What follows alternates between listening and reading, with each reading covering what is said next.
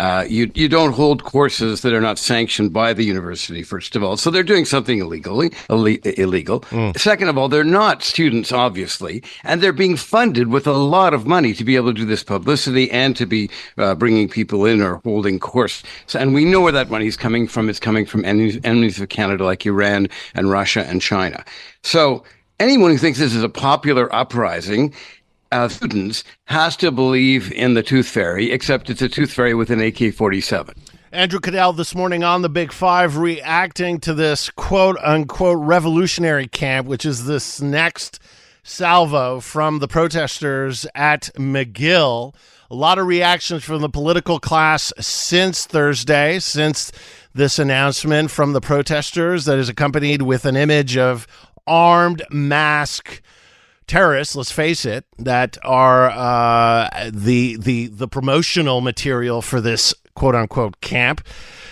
To get reaction, I'm now joined by Eta Yudin, Vice President for the Center for Israel and Jewish Affairs. Eta, thank you for joining us. Thank you for having me. So, my goodness, I was on with Aaron on Friday saying, I mean, I'm one of those who says this should have been stopped back in April. This is yet another escalation. I mentioned the Netanyahu effigy at the gates, the violent occupation of the administrative building, anti-Semitic acts on the rise. They were already on the rise before October 7th. They are even more prevalent now in Montreal.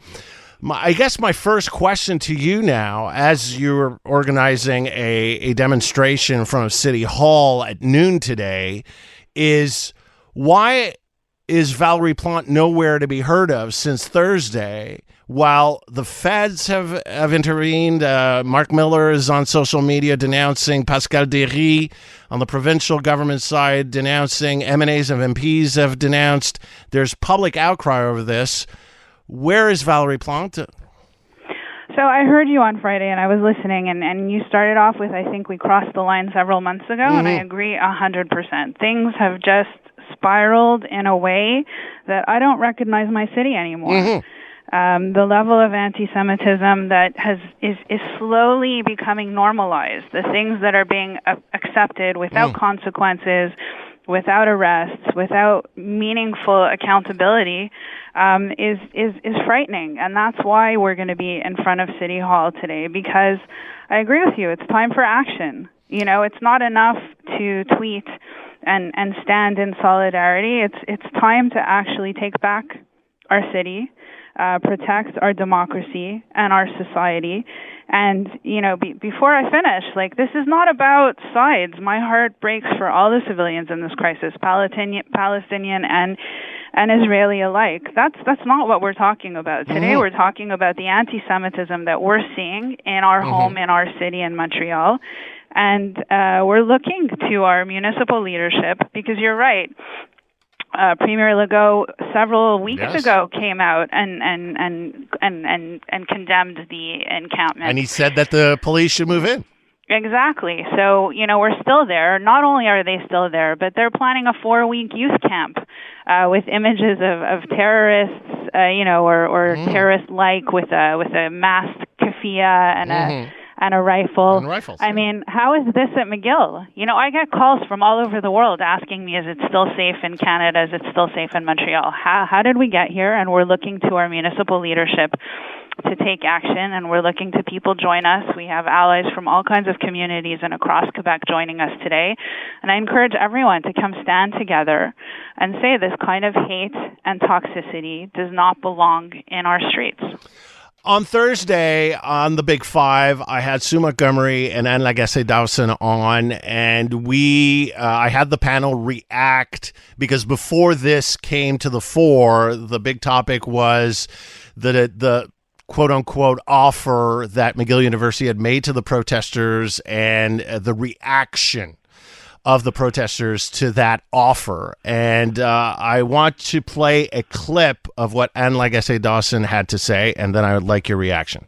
They really do, I think, need to do more about divesting from companies like Elbit and other companies that make arms that are being used to slaughter civilians in Gaza and potentially elsewhere, as a possibility of this aggressive approach taken by the Israeli government potentially spreads. So, I think that's basically what McGill has to do. I think they have to not just say, okay, we're not going to, wreck your academic careers or drag you into court. We're going to also look inward and do something about the way that we've placed our money.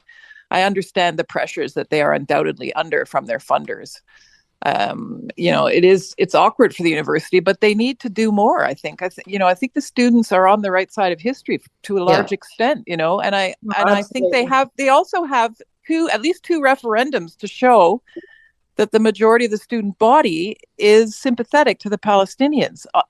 I know there's a vocal minority that is not, but there are lots of people in the university community. And I would just also cast an eye on some of the administrators. Like Deep Saini took a very hard line on the teaching assistant strike. He's pushing hard against the strike in the law faculty. The position that the administrators have taken is often quite hard line for the establishment against any kind of breach or dissent. So they need to look inside. They need to look inside their own shop and figure out how to deal with this, because I think a lot of what the students are saying is legit, and we've seen settlements at UQAM. I would say that McGill needs to maybe climb down off its conservative high horse and do a bit more.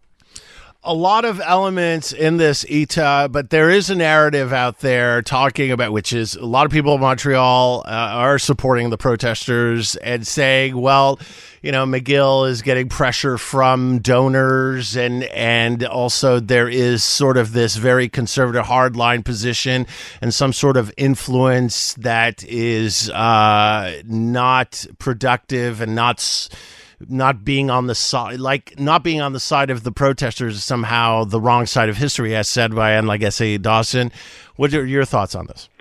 So look, I heard this narrative, I heard the show, and I was shocked. You can have a difference of opinions about what issues students should be representing, and there are ways to have those conversations and express political views and express concerns with the university. But frankly, we're talking about an illegal encampment, one that has been declared illegal by every possible level of authority, and then to attribute the pressure to Jewish donors and to donors, which is what I heard on Thursday, is one of the oldest anti-Semitic tropes, and I'm sure you'll agree is completely unacceptable.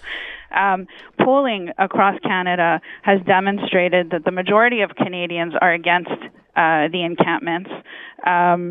The referendums that she cited, a minority of students voted in the first place, and one of them was shot down in Quebec court.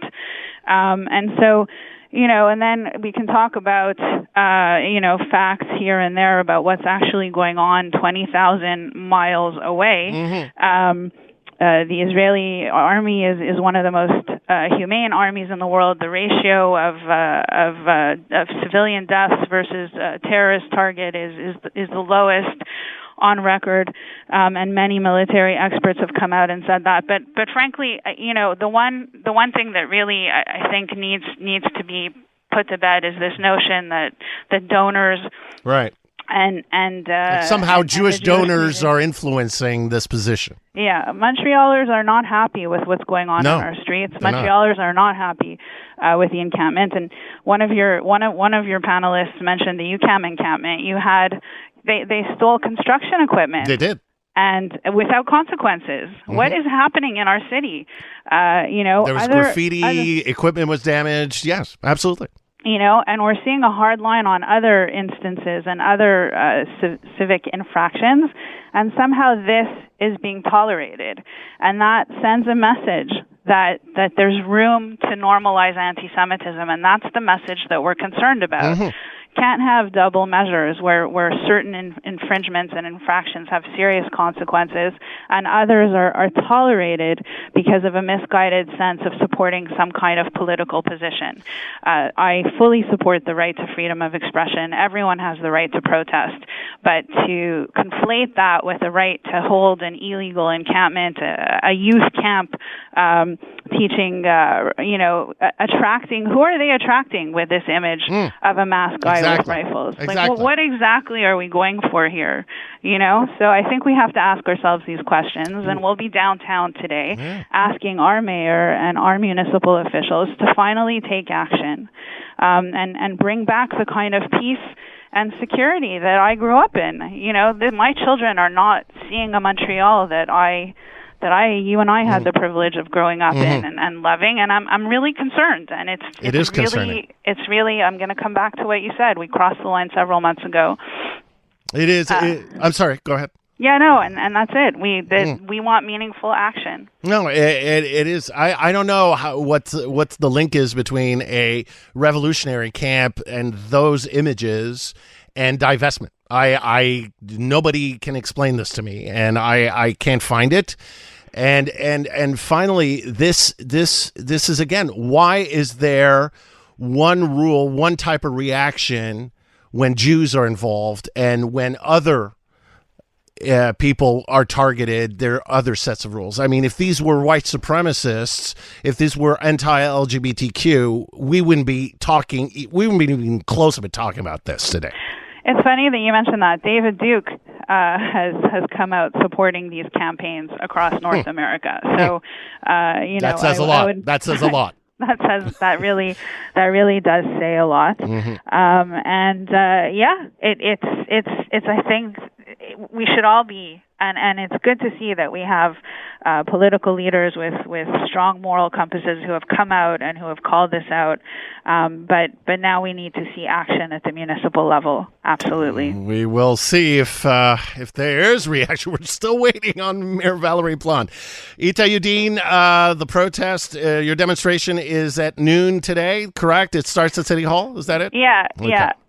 Exactly. It's at 12:30. 12:30. Sorry. 12:30. I invite all your listeners to join us. Thank you very much for your time. Thank you, David. Eta Yudin, Vice President of the Center for Israel and Jewish Affairs. Your CTV News Update is next with Trudy Mason.